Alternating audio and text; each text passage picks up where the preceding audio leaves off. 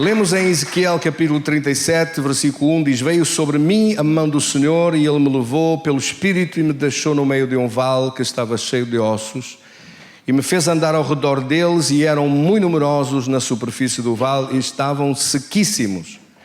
Lemos juntos o versículo 3, diz: E Ele me perguntou: Filho do homem, poderão viver estes ossos? E eu respondi: Senhor Deus, Tu sabes.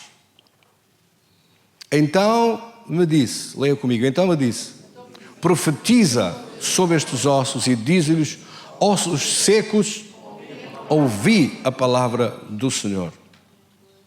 Versículo 5, assim diz o Senhor Deus a estes ossos: eis que vou fazer entrar em vós o fôlego da vida e vivereis.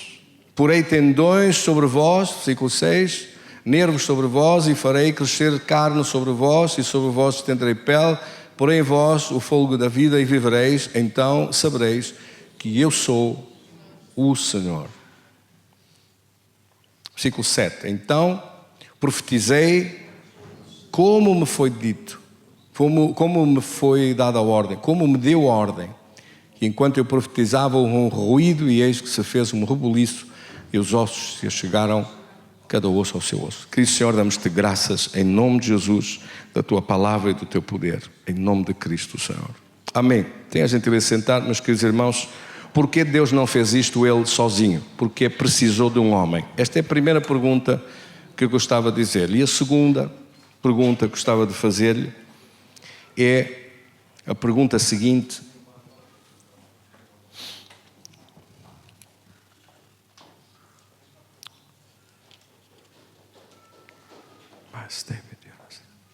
quando há situações na nossa vida que estão como estes ossos secos, o que é que nós podemos fazer? O que é que Deus nos está aqui a ensinar na sua palavra que devemos fazer? Lamentar apenas e dizer que pena que esses ossos estão tão secos, que pena que a vida se foi, se esvaiu, que as situações não morreram, que não há nada a fazer sobre isto? Que pena que a doença tomou conta, que pena que o problema é maior do que a nossa capacidade de o fazer? Ou é diferente? Ou temos que pegar na palavra de Deus e falar a palavra de Deus e profetizar a palavra de Deus sobre as situações para que haja vida, para que haja mudança, para que em vez do desespero haja uma remodelação, haja um rebuliço santo, que as coisas ganhem de novo estrutura, se juntem as partes onde devem estar e as soluções apareçam. O que devemos nós fazer? Como devemos nós agir e atuar frente aos vales de ossos secos que encontramos pela vida fora? Às vezes, situações da vida parecem um destes vales de ossos secos. Parece que não há nada que motive vida, que não há nada que nos dê alegria, que não há nada que pareça que tenha alguma hipótese, que não há nada que apresente um mínimo de possibilidades ou de uma, por pequena que fosse, uma solução à vista. Às vezes, ao olhar, parece mesmo que a pessoa vê só um vale de ossos secos, um vale de lágrimas, um vale de desespero, de angústia, sem nenhuma esperança. Mas repare como Deus falou. Deus disse que era preciso profetizar. Deus disse que era preciso falar. Deus disse que era preciso tomar uma resolução de nossa parte. Deus disse como é que se devia falar, o que devia ser dito, mas o terceiro ponto e fundamental é que não é Deus que o faz. Quem o executa, quem o faz, quem dá essa ordem é alguém que está nesta terra como um ser humano. E isto faz-nos, obviamente, ter que perguntar porquê. Porquê é que tem que ser um ser humano e não pode ser Deus? Se é Deus que dá a palavra, se é Deus que sabe, aqui está um quadro de situação que é absolutamente extraordinário e elucidativo do próprio princípio da criação. Desde o princípio que Deus estabeleceu que isto ia ser feito assim. Deus ia dizer uma palavra a Adão, Deus ia falar promessas para serem depois realizadas, Deus ia declarar projetos que depois seriam feitos em perfeita comunhão, em perfeita unidade, em perfeita comparticipação e conjuntamente. Por isso é que a Bíblia nos chama cooperadores de Deus. Cooperadores com Deus. Colaboradores de Deus. Como uma empresa tem uma administração, tem alguém que decide e depois tem colaboradores que participam, que laboram, que trabalham, que fazem executar os projetos que vêm de cima. A ideia desde o princípio era que estes projetos conjuntos entre Deus e o homem fossem realizados sobre toda a terra sem intromissão, sem paragens, sem nada que atrapalhasse, sem nada que impedisse, sem nada que estragasse, sem nada que fosse um obstáculo à concretização dos planos de Deus e da vontade de Deus na terra. Jesus, aliás, teve o cuidado de, no ensino acerca da oração, ter dito: é algo que vocês devem orar todos os dias, que venha o teu reino, que o teu reino se manifeste, que seja o teu reino aqui sobre esta terra. Não é o reino de Satanás, é o reino dos céus. Que seja o teu poder aqui. Não é o poder maligno, é o poder de Deus. Não é o poder da doença, é o poder da saúde. Não é o poder do mal, do maligno, da destruição, é o poder de Deus a realizar os planos que são de Deus. E no terceiro ponto da oração do Pai Nosso diz que a tua vontade seja feita na terra assim como é feita nos céus. Assim como a tua vontade nos céus prevalece, assim como não há nada que impeça a vontade de Deus de ser feita nos céus, que do mesmo modo essa mesma vontade de Deus prevaleça na terra, aconteça na terra a vontade de Deus, manifeste-se a tua vontade na terra, como é feita nos céus. Repare a preocupação de Jesus em nos transmitir a nós que são pontos de oração diários, que são coisas que devemos pedir sempre, que devemos estar a pedir continuamente, diariamente deve pedir que se manifeste o seu reino, que se veja o seu reino. Que a glória de Deus venha sobre esta terra. Que a vontade de Deus se faça sobre esta terra. Na nossa vida, à nossa volta, na sociedade, nas nações. Que a vontade de Deus prevaleça. Que o conhecimento de Deus. Não há forma de executar a vontade de Deus sem haver conhecimento do que é a vontade de Deus. E não há maneira de conhecer a vontade de Deus sem conhecer a sua palavra. Quer dizer que a ignorância da palavra de Deus é um obstáculo terrível. A falta de conhecimento da palavra de Deus é um obstáculo terrível a ser realizada a palavra de Deus. Não se pode esperar nada de alguém que diz que faz parte de um cristianismo nominativo, nominal, um cristianismo de nome, mas que não sabe nada da palavra de Deus.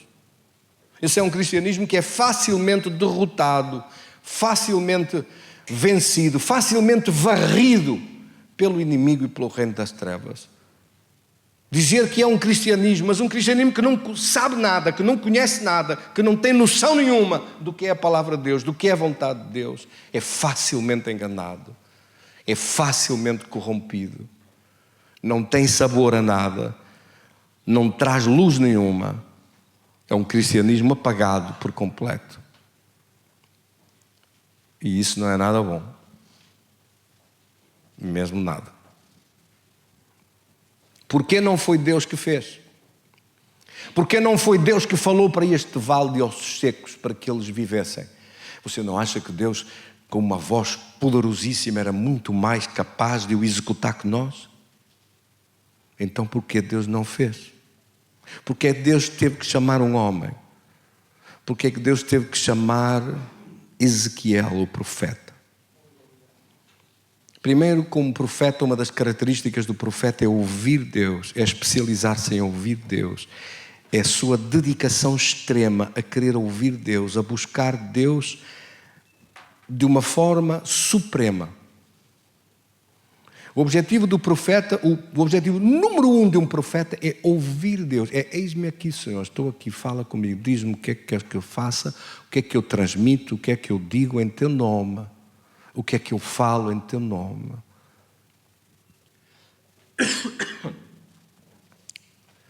E Deus disse, eu quero te mostrar o que vai acontecer.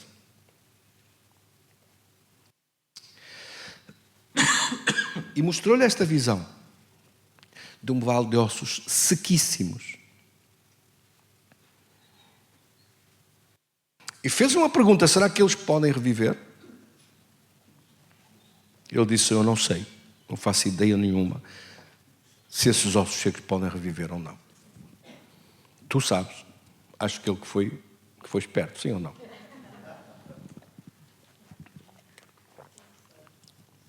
Ele viu o caso tão mau, ele viu o assunto tão difícil, ele disse, é melhor eu falar pouco, é melhor eu perguntar. Será que isto pode melhorar? Será que essa doença, quando se apresenta com um aspecto tão mau, será que isso tem cura? Você já viu alguma doença tão má, perguntou-se, será que isto pode mudar? Será que esta situação pode virar? Será que este perigo pode transformar? Será que esta coisa que está tão mal pode ganhar vida de novo? Será que isto pode vencer no meio da dificuldade? Será que isto pode mudar para melhor? Sim ou não? E Deus perguntou, foi Deus que lhe perguntou. E ele respondeu o quê? Ora veja comigo.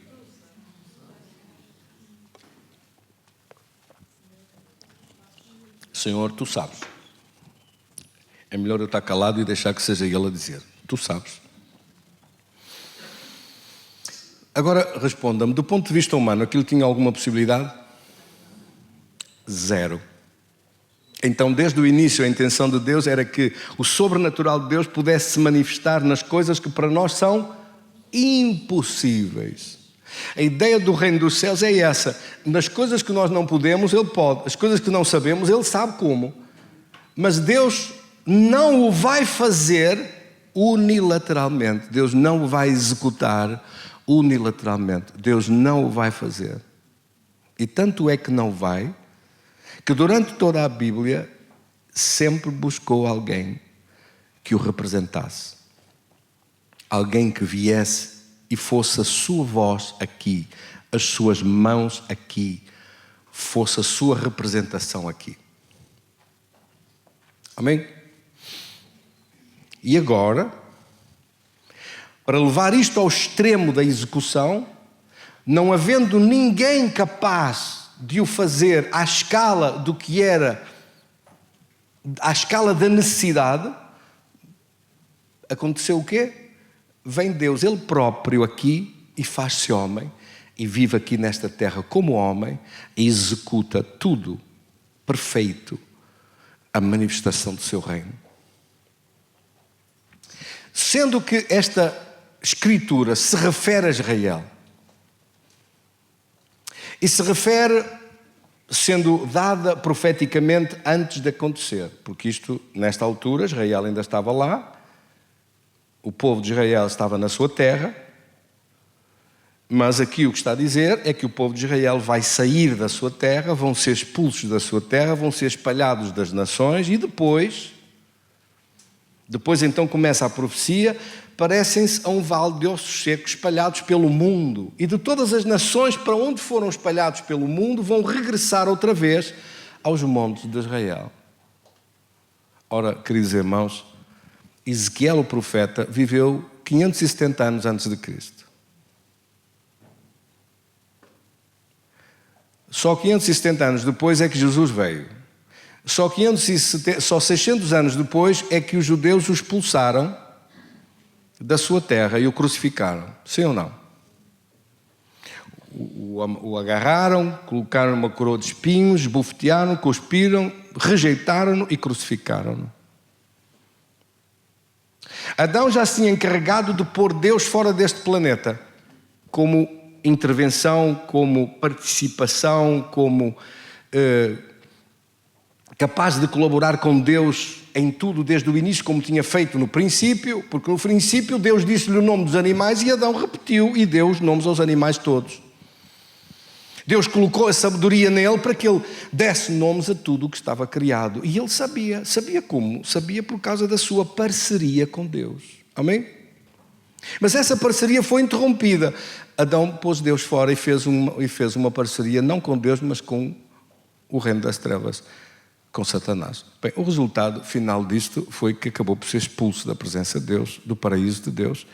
E Deus procura então alguém com quem possa falar e tratar. Não encontrando, não achando, só resta uma alternativa. É o juízo de Deus. O que aconteceu em Noé, depois das nações não terem ouvido nada, nem querido saber nada daquilo que Noé falou, veio o dilúvio.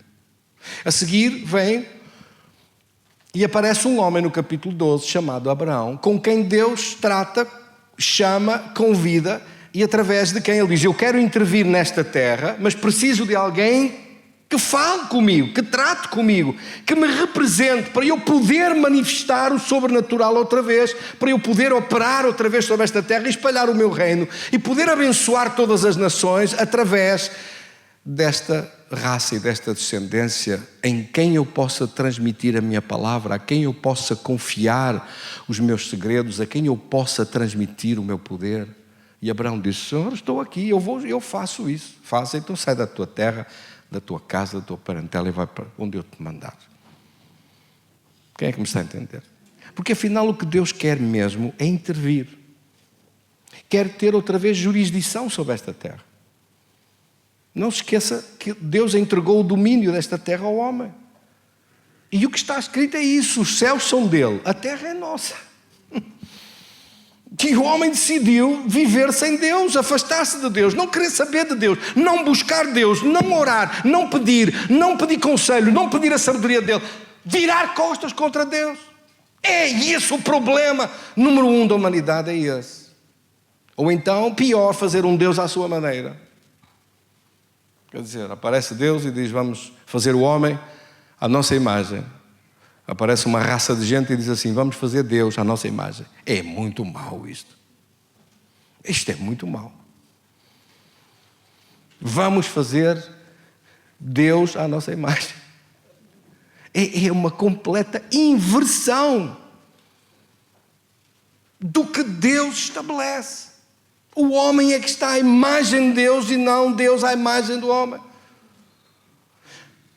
Vamos fazer Deus à nossa maneira. Você já ouviu isso? Eu cá tenho Deus à minha maneira. Mas isto é muito mau. Isto é pior do que aquilo que parece à primeira vista. Isto é insulto gravíssimo.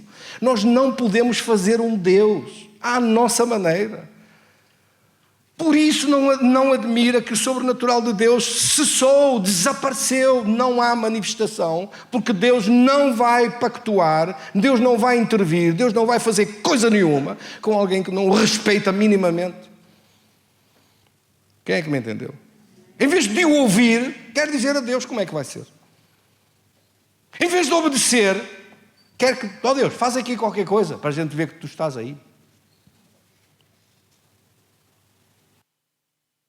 Como se Deus fizesse um malabarismo, viesse ao circo e cuspisse fogo, fizesse umas coisas, uns jogos com umas marocas. Marocas que se chama? Como é que é aquilo que eles atiram ao ar e apanham meia dúzia de coisas ao mesmo tempo? Não sei, é isso. Pronto. Quer dizer, isto é uma inversão completa daquilo que a Bíblia diz. E afinal o que está escrito é simples.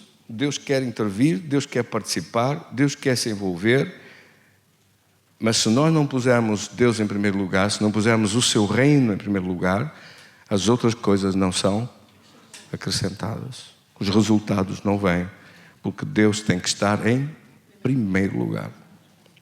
As regras de Deus não se alteraram, os princípios de Deus não se alteraram. Se nós colocamos em primeiro lugar Deus, todas as outras coisas são acrescentadas. Não colocando Deus em sei lá aonde, sem estar em primeiro lugar, sem estar em lugar nenhum, Deus não tem porquê participar em nada. Amém, irmãos? Mas o facto de ter que ser um homem a falar e a declarar e a ordenar, É demonstrado, como eu disse, a perfeição com Jesus a vir sobre esta terra e a ser Ele a agir, a ser Ele a falar, a ser Ele a fazer. E diz, as obras que eu faço é o Pai que me dá. As palavras que eu falo, Ele me manda falar estas palavras. Portanto, há uma sintonia. Ele diz, eu e o Pai somos um. Há uma sintonia perfeita entre o homem e Deus. Essa é a ideia da criação original. Uma sintonia entre o homem e Deus. O apóstolo Paulo diz, eu não vivo mais eu, mas Cristo vive em mim. E a vida que eu agora vivo, a vivo na fé do Filho de Deus que me amou e se entregou por mim.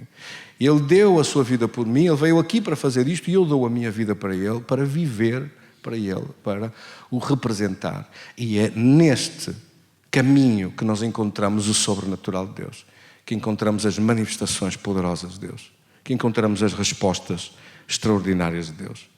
Fora deste caminho não há Deus. Amém, irmãos? Portanto, eu espero ter respondido algumas perguntas mesmo sem terem sido feitas. E espero com esta palavra tão simples ter abençoado os meus queridos irmãos. Porquê Deus faz isso? Deus faz tudo. O que é que você tem que falar? Tem que falar ao vale de ossos secos que estiver à sua frente para que viva, para que mude, para que as coisas se transformem. Vamos falar aos ossos secos do nosso país, vamos falar aos ossos secos de ver milagres extraordinários acontecer nesta terra, de ver Deus outra vez a operar em grandeza extraordinária sobre a nossa terra. Amém? Vamos pedir isso e ver isso com os nossos olhos em nome de Jesus, colocando-nos à disposição de Deus para o servir. Deus abençoe todos. Um grande abraço para todos. Vamos orar. Querido Senhor, damos-te graças da Tua palavra em nosso coração. Esta palavra que produz um fruto de vida, um fruto de abundância, um fruto de vitória. Eu clamo em nome de Jesus por este poder tão grande. És Tu quem manifestas a Tua glória e a Tua bênção. Declaro em nome de Jesus o Teu poder tão grande e peço de todo o coração que nos ajudes a demonstrar a Tua presença e o Teu poder. Que nos ajudes a manifestar a Tua presença extraordinária. Como Tu disseste, se são expulsos os demónios, se o mal é expulso pelo poder de Deus, então é porque chegou até vós o reino dos céus. Eu Te agradeço, meu Deus, pelo Teu reino a manifestar-se, pela Tua presença que opera, pela Tua grandeza que opera. Eu Te agradeço, meu Deus, pela Tua mão estendida sobre nós. Querido Senhor, eu oro em nome de Jesus para que naqueles casos em que os meus irmãos e eu próprio e nós todos, não só no nosso país, mas nas situações de vida particulares de cada um, sempre que estivermos diante de ossos secos, que parece que não há maneira de mudar as coisas, nós oramos hoje em nome de Jesus, de Tu nos dares uma palavra profética, uma palavra de bênção, uma palavra poderosa, uma palavra que muda as situações para a vida e para a abundância, para a saúde e para a vitória, porque é de Ti que vem o poder. Nós oramos em nome de Jesus, com esta autoridade que nos foi dada aqui. Tu disseste que nós temos autoridade para pisar serpentes, escorpiões, toda a força do inimigo e nada nos fará dano algum. E assim eu declaro, do mesmo modo, este poder que está em nós. Diga isso comigo: eu tenho o poder de Deus em mim. Eu declaro este poder e ordeno este poder para parar todo o mal, para parar toda a obra maligna. Eu ordeno a destruição das obras de Satanás, a destruição da doença, da opressão, do sofrimento, que tudo isso seja parado e destruído, porque muito maior é o poder de Deus que opera e nos faz avançar e nos faz triunfar. Em nome de Jesus, declaro a minha fé em Deus, em nome de Cristo Senhor. Amém. Graças a Deus, graças a Deus. Damos um aplauso para Jesus.